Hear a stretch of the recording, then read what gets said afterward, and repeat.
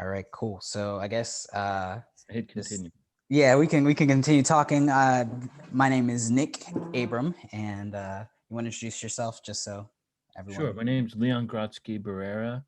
I'm the co-owner with my wife and partner of Cocoa Cinnamon and Little Waves Coffee. They are coffee roasters. They are two parts of the same company. Cocoa Cinnamon is three. Um, it's hard to say it here, but one of a kind retail locations in Durham. And Little Waves Coffee Roasters is our coffee roasters, but we ship all over the world. So we wanted to have its own coffee forward identity. Yeah, yeah, yeah. So you mentioned being like three sort of places in Durham. I definitely know a lot about you guys. Like I said to you earlier, I really enjoy Cocoa Cinnamon. Whenever I do work and stuff, before the pandemic hit, I would always try to pop to the downtown location Well, and I don't have have. my video on. Oh, Sorry. no, it's okay. Yeah. Yeah. I try to pop down to the downtown location, and really I like the getting the churros and everything like that, and having a nitro cold brew and doing work. So that's sort of my order. But I was curious, how has that changed? Because I know that Cocoa Cinnamon is such a communal coffee shop. How has that changed Mhm. since the pandemic has hit? Oof. That's a tough one. Well, I mean, yeah. So in terms of how the community and communal oriented or like the place to be element, how that's changed, right? Hmm. Yeah. So it's I mean, it's interesting to look at people's responses, both individually and business wise, to Sure. how do you treat this Yeah. situation, and it's within a layers of context in our society that there's many considerations that are very difficult right now. Um, So again, we formed our roastery in 2017 and had invested a lot of money into it. And in the beginning of this year, we invested more money to work on growing it. And so Hmm. when March hit, we were more cash poor than we would normally be. Oh, wow. Okay. And so it was a kind of, we've made many smart moves in the course of our business, including carrying really good insurance, including interruption insurance, Hmm. and which includes our team's payroll interruption. Oh, Well, okay. that Wow. is not covered under a pandemic. So, Wow. like part of Okay. what we had considered our hedge didn't exist. There were two lawsuits in Durham, Matt Kelly and then Giorgio, who owns Parizada, both just this week or last week won lawsuit saying, no, we pay for interruption insurance. You must pay for our interruption. They actually won it. That's unprecedented. So we weren't working from the maybe we could sue for this. So Hmm. our mode was kind of going back to our roots. I don't know if you know, we started on a coffee bike. So I we didn't our know whole that. business, we Would you started, mind telling me that story after you're finished with this? yeah. So basically we, because of our roots, we kind of know how to operate with little, Hmm. and we kind of went a little bit back into that mode. So you go from like the first week of March through March 15th ish, and we're starting to see, oh, this isn't just something in a foreign country that we're reading in the news. Like this is going to really affect us. So Aurelia and I very quickly developed what we called a crisis solvency plan. So Okay. leading up to March 15th, we had basically implemented really strong sanitation upgrades and like um, just all the stuff that you would initially be looking at health wise. We had just finished in setting up with our teams. Sure. And so then we went into like, all right, how are we not going to go out of business? Yeah. Yeah. We asked ourselves in the case of a complete shutdown, how do we not go out of business? And how do we keep our team working and or paid safely? Yeah. And so that is kind of where our current mode came out of, both safety first and within that context, how do we stay solvent? Okay. Or how do we withstand 2 months of not making any money? That's a lot. That was, yes, it's not as easy as it might seem. Yeah. And it was 2 months, which of course, at this point we can kind of laugh at. Um, but we went into what ultimately was a pickup, no seating, order online scenario very, very quickly. People, I think, were a little bit surprised how quick we were able to do it. Hmm. I don't really know. We just did what we had to do. So Yeah. within like 3 days of March 15th, we made our whole business to go only. Wow. Yeah. That's Um, impressive. and our team adapted to it really well.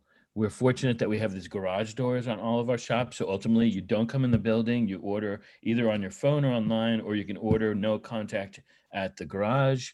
And basically, as a real kind of testimony to our team and to our community, we do lose money in that fashion, but because we're a roastery, we have made it up by shipping coffee all over the world.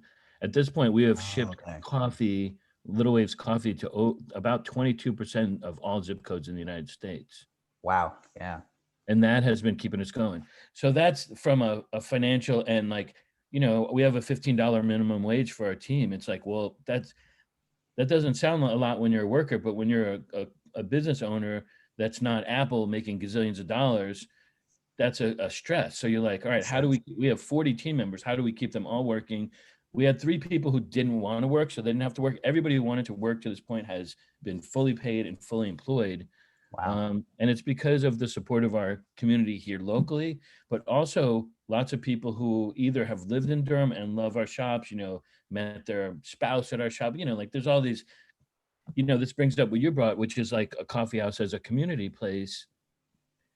In some ways we're an open conduit. Like many good things can happen in these places. So that we miss, but just, I think like all of us, we've all adapted our lives in a way, Hmm. and, I think the whole idea of being isolated is so incredibly difficult in a way that's almost nonverbal. Yeah. I think in 2003, I moved from Brooklyn to rural Appalachia in Jackson County, North Carolina, and for the first time owned pets in a way that I had never really owned a pet. And, kind of living out in that life, I learned, it sounds kind of goofy, and anybody who has a dog who they love knows this, but that you have this close relationship with your dog, and that the dog feels, I don't know, a kind of connection and need for companionship. And I think we are all like, in other words, we feel that also on an animal level. Like I said earlier, I'm like a Sicilian New Yorker, man. I like hitting people on the back, like hug, Yeah. this and that. Or the idea of distancing as a person who grew up with that culture, it is incredibly uncomfortable, Yeah. totally not my norm. And the whole idea of keeping 6, 8 feet is a retraining process. So there's Yeah. that, but there's also like, we need people. Yeah. We need proximity. We need companionship. So just like we've all adapted, our business has had to adapt, and we try to say, how can we provide some comfort? How can we provide some connection, both physically by giving somebody a drink and just saying hello, or on Instagram by sharing either a picture of somebody, like, right now, regardless of what anybody thinks about the election, it's stress. Yeah. For So sure. our strategy has been, how do we actually share things that are comforting, that are either comforting just on like I posted a video of coffee dripping, like on that level, like I just want to like Yeah. feel like the water on my feet or something, all the way to we posted a blog. We come out with a wonder menu 2 or 3 times a year, and our wonder menus, on some part, they want to just be like very easy and like they feel good and they taste good, but they usually go pretty deep. Yeah. And so we just launched this one, or we actually have one more drink, and it goes really deep. It's basically like a vision of the world. And I posted it the night of the election, right as the North Carolina polls were closing, because I didn't want to say anything about the politics of it, because it's another subject, but we wanted to assert a vision of the world. And Sure. it's, simply put, it's a vision of a very pluralistic world.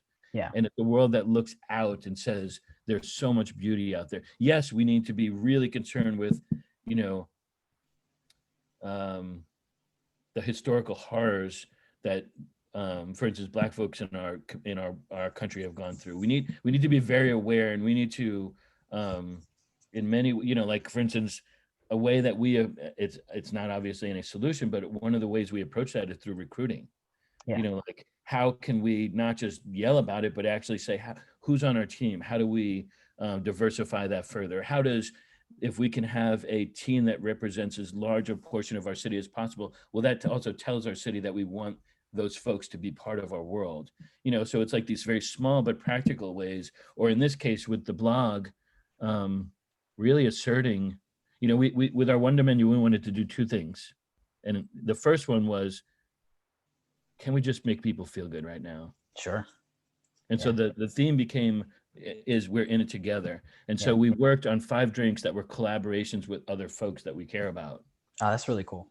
And then we always cause problems for ourselves, which is we naturally just dive really deep. So we connected with Heirloom Brew Shop in Raleigh, and we're on these Zoom calls where we're like going into, why do we do what we do? What are our backgrounds and how do we connect? And it's like I don't know if you know Heirloom, but they're owned by Chen and Anna, and Chen has a Taiwanese background. Anna has a Lao background. Mhm. And then Aurelie, again, was born in Mexico, grew up 6 years of her life there, then moved to San Antonio, and then moved to the Kuala Boundary, what most North Carolinians know as the Cherokee Indian Reservation. Yeah. So she's a brown woman who grew up in a Native community. Yeah. And then when we moved out here, she was in like total shock. I don't know how she ended up married to me, but Yeah, I do know of Heirloom Coffee. I didn't know the owners, but yeah, they're also a really great shop.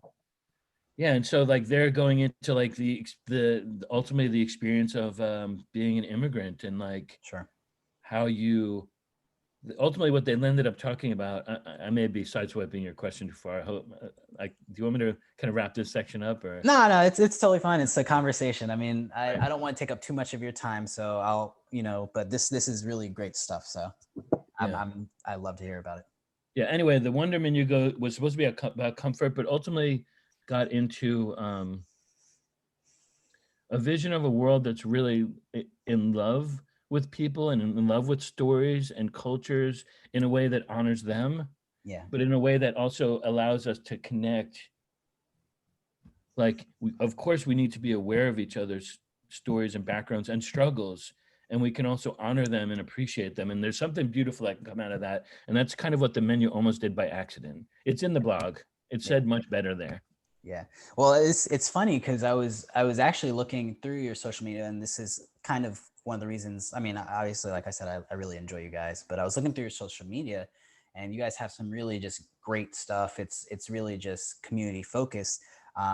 And so I was going to ask, like, I saw one of your posts, you were saying, hey, this is one of the ways we try to support our community, or sorry, our staff, and sort of try to support, like, who works with us. We're doing this coffee shipping. This is new for us. And I was going to ask how you're sort of preparing for the winter, but it seems like you kind of have these multiple visions of, like, shipping this coffee, creating these menus that bring the community together, like building this community that's like, you don't have to worry about COVID. It's like COVID exclusive and stuff like that. So I just really wanted to know if there was anything else that you guys are thinking you want to prepare for the winter. Is this like kind of your way of, like, dealing with the times and, moving forward, and also like bringing the community in? Because I think it's really cool what you guys are doing. Yeah. Thank you. Yeah.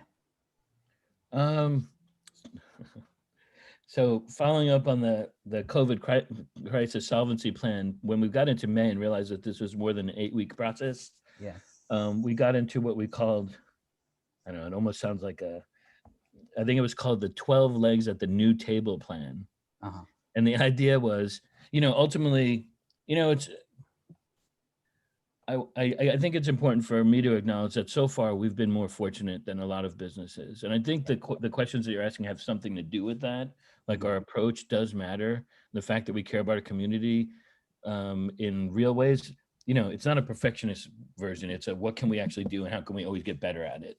Yeah. But because we do that, I think people also look to us to take care of us and our team too.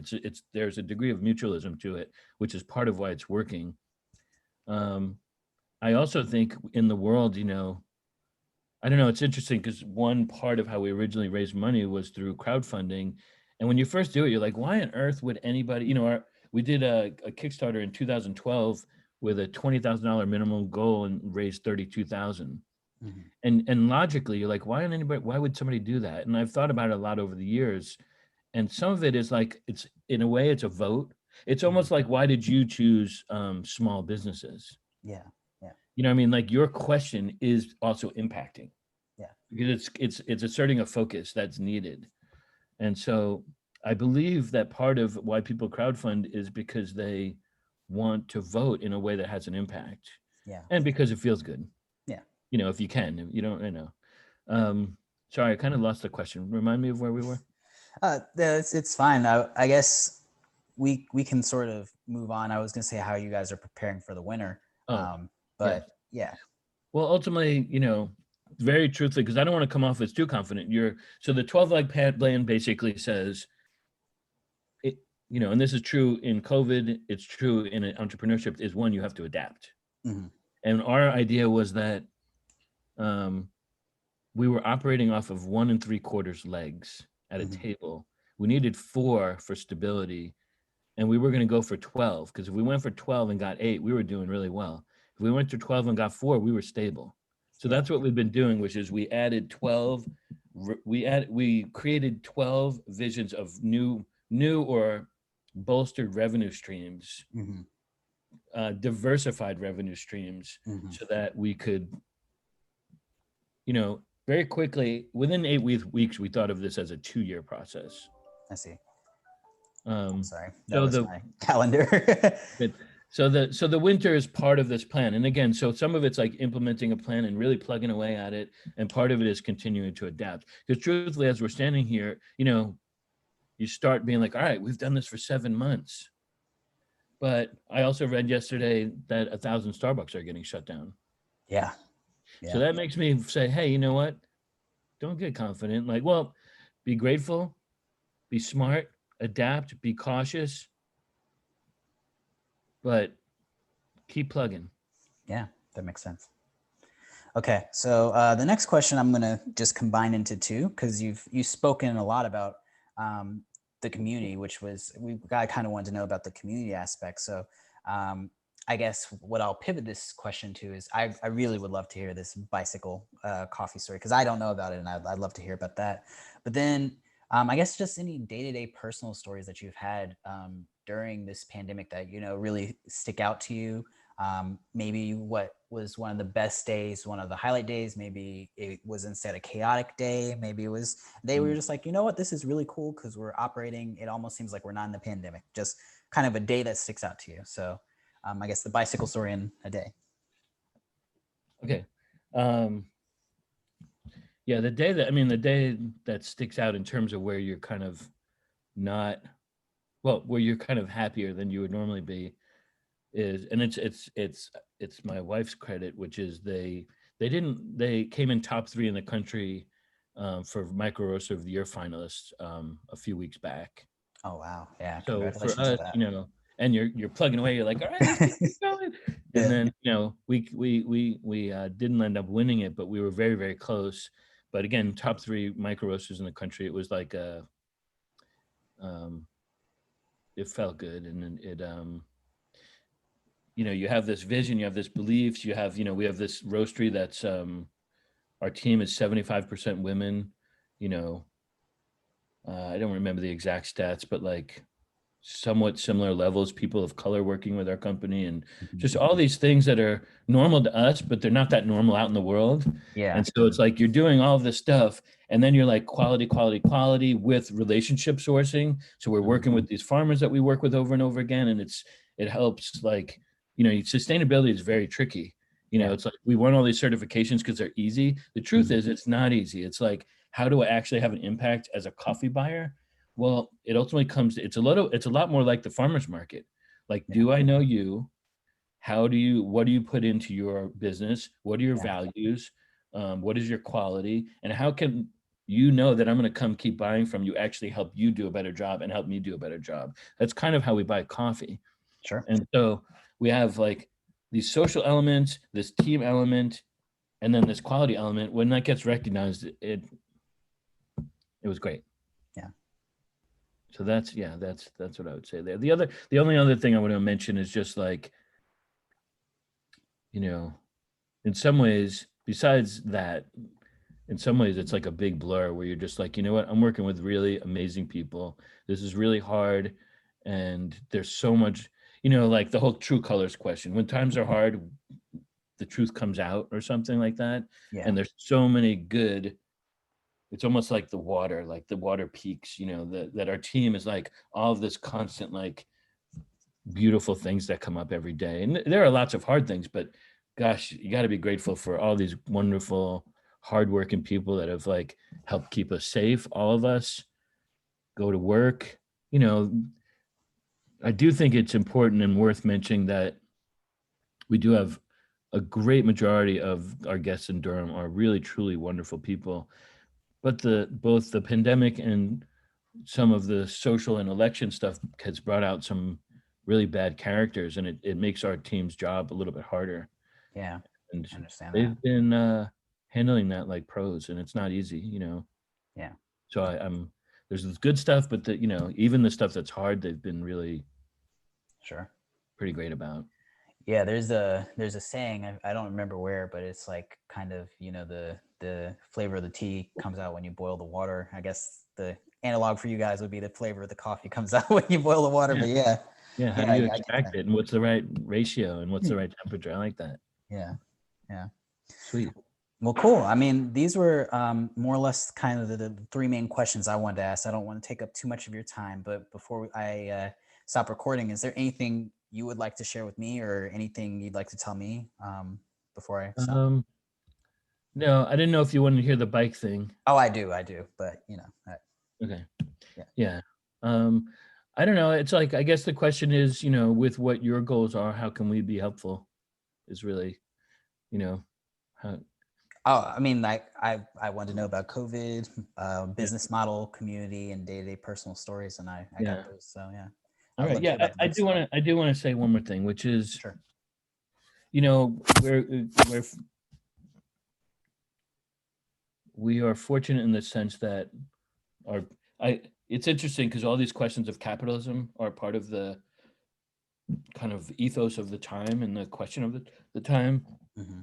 and we're business owners. Mm-hmm. We do. We withstand a crazy amount of debt. We've, you know, started working from a bicycle, and like, all this stuff where as the person who like has been 10 years into this, and like, you know, we've grown our business. So pretty much we haven't actually ourselves made much money yet. We've really just reinvested it. And it's kind of when COVID hit, or maybe this year was supposed to be the time where we start saving for ourselves. Yeah. And, you know, um, gosh, what did I want to say? Wow. Somehow I flipped it on us. Um, well, here's what it is that I've been thinking a lot about these kind of critiques that come up, in all of the kind of scenarios that are getting critiqued right now in a more pointed way, let's say. Sure. And so I believe, you look at different models, it's like you look at I don't want to get it specifically into the politics, but you look at like, why did Florida just go a certain way? Mm-hmm. And some of it came out of fear of like socialism or communism, Mm-hmm. because it's like these people who had fled other countries and were like fear mongered for like, Yeah. you better not, like, so it's like fear of the past. And then you have like somebody like Bernie or AOC talking about what is democratic socialism. And it's like, is it authoritarianism? Is it this? And it's like all that stuff gets tossed around.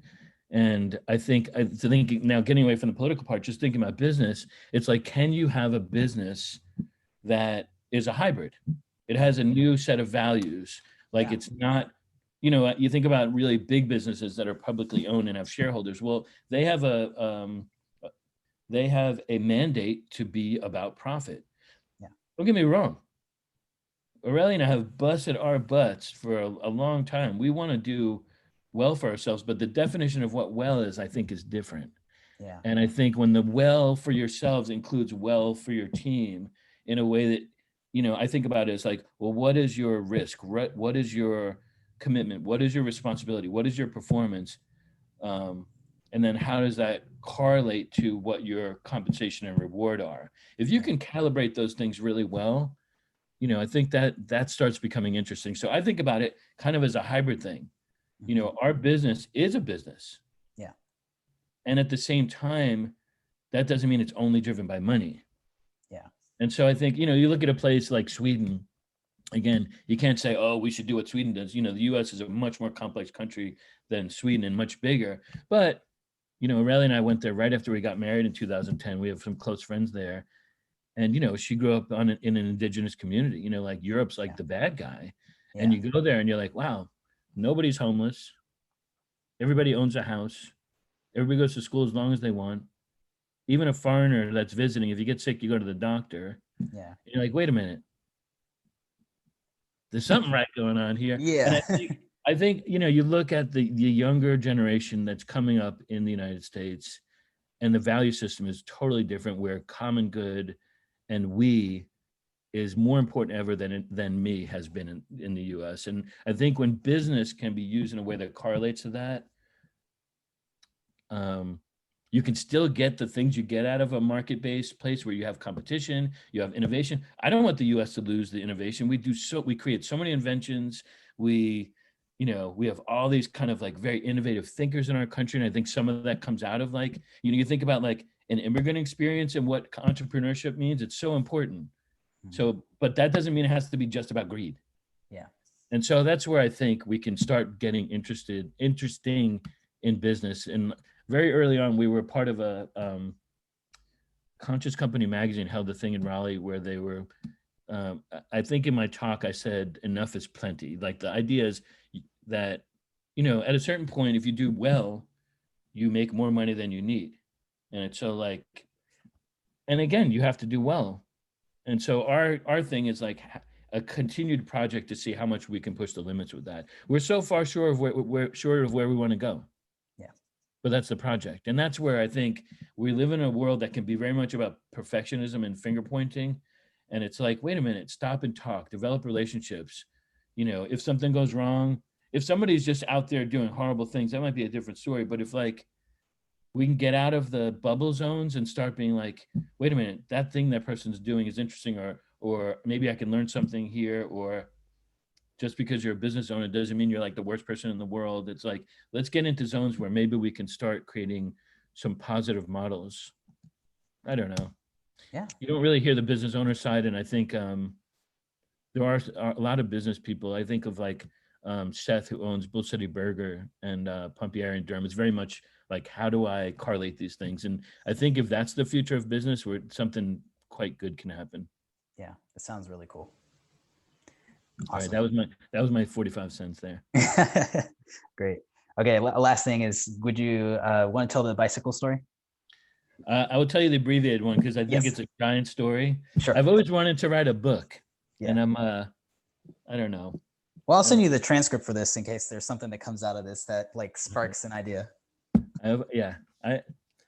Well, the reason I've wanted to write a book partly is because I think we went through something that is helpful and that like actually can be useful. So in 2010, I owned a coffee business before this in the mountains. Okay. And my partnership didn't go well. It ended very poorly. And because of that, I walked away from it with no money and no credit. Mm-hmm. Like my way of winning was by losing.